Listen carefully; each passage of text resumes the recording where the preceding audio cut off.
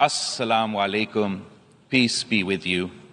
Excellencies, distinguished delegates, ladies and gentlemen, at the outset, let me once again thank the President of the General Assembly for joining the OIC in co-convening the first ever commemoration of the International Day to Combat Islamophobia. I also welcome you all to this historic event. The observance of this day serves to reinforce our shared commitment to raise awareness about the insidious phenomenon of Islamophobia and advance mutual respect and understanding and develop concrete measures to eradicate this menace. Excellencies, Islam is a religion of peace, tolerance, and pluralism. The Holy Prophet, peace be upon him, taught Muslims to treat everyone with dignity and respect, regardless of race, culture, gender, or religion. Yet unfounded phobia of Islam and its adherents is a sad reality of our times. This phenomenon is neither new nor an irrational bias held by a few, as so often portrayed. The challenge before us is much deeper and deeply rooted.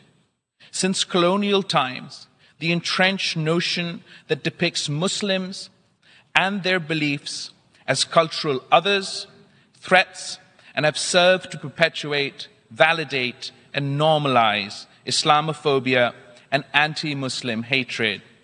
Since the tragedy of 9/11, animosity and institutional suspicion of Muslims and Islam across the world have only escalated to epidemic proportions. A narrative has been developed and peddled which associates Muslim communities and their religion with violence and danger. This Islamophobic narrative is not just confined to an extremist, marginal propaganda, but regrettably has found acceptance by sections of mainstream media, academia, policymakers, and state machinery. Islamophobia is therefore being constantly fueled by structural discrimination, xenophobia, and negative stereotyping of Muslims and their faith. Excellencies, the tragic events in Christchurch and several other atrocities are a grim reminder that the tide of Islamophobia is sweeping across the globe. It is obvious in the manifestation of far-right and neo-fascist parties, in the open calls for the expulsion and exclusion of Muslims, in the politicization and censorship of the hijab, in the provocative burning of the Holy Quran, in deliberate defamation of our Holy Prophet, peace be upon him, and the vandalization of Islamic symbols and holy sites. We should not underestimate the resentment and sense of injustice felt by Muslims in reaction to such Islamophobic acts.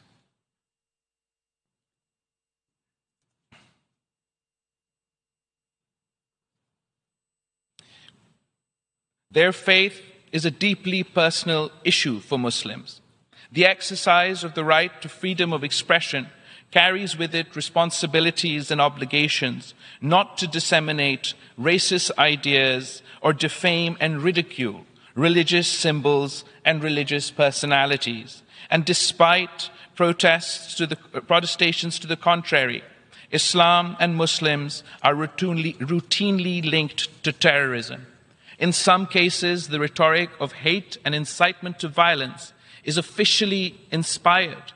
Repeated pogroms of Muslims have been instigated by officially sanctioned neo-fascist policies and ideologies with complete immunity.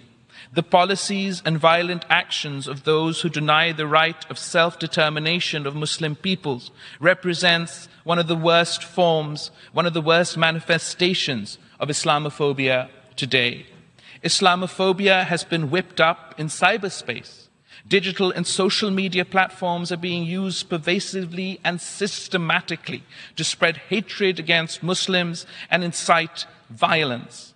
This has unfortunately been the situation even during the COVID pandemic, when a tsunami of anti-Muslim hatred and Islamophobic narratives surged on digital platforms. At times, it appears that those who manage these digital platforms are sympathetic to the extremist anti-Muslim groups and ideologies.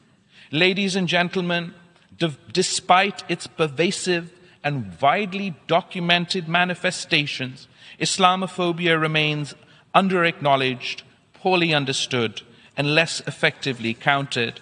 The dangers of Islamophobia often gain international attention when a heinous act of violence and terrorism strikes innocent Muslims, while the daily silent drip of discrimination, hatred, and hostility against Muslims remains largely ignored and underreported. Therefore, our resolve to combat Islamophobia must translate into concrete and practical action. To that end, we urge the UN Secretary-General to formulate an action plan in coordination with the Organization of Islamic Countries to halt and reverse Islamophobia. Such an action plan could include the appointment of a UN Special Envoy to combat Islamophobia, the adoption of international measures for the protection of holy sites, including the thousands of mosques and mausoleums which are presently under threat of destruction, the adoption of laws at the national and international level to outlaw hate speech, acts of vandalism of the Holy Quran, and discrimination and violence against Muslims and other communities, the provision of legal assistance and appropriate compensation to those subjected to Islamophobic acts, and the establishment of national and international judicial mechanisms and laws to hold those responsible for acts of Islamophobia accountable. Excellencies, unfortunately, the virus of Islamophobia is spreading faster than we have been able to react. Not even the greatest democracies are immune. We have witnessed democratic societies impose Muslim bans. So-called free societies allow for the desecration of holy texts and holy sites. And even my region is not immune, with democratic secular societies under the threat of being transformed into religious, nationalist, and Islamophobic states. The declaration of the 15th of March is the International Day to Combat Islamophobia by the General Assembly, and today's high-level event is a demonstration of global solidarity with both known and unknown victims of Islamophobia. Today, we must renew our resolve to build an inclusive society where different cultures and beliefs are celebrated and diversity is embraced. We can ill afford to ignore dangerous ideologies and acts dividing us as humanity. Let all of us, from any religion or creed, stand together in the fight against hatred, bigotry, and intolerance. I thank you. Islamophobia से निमटने के आलमी दिन की तकरीब के मौके पर वज़ीर ख़ारजा बिलावल भुट्टो ज़रदारी अक़वाम मुत्तहिदा जनरल असम्बली से ख़िताब कर रहे थे।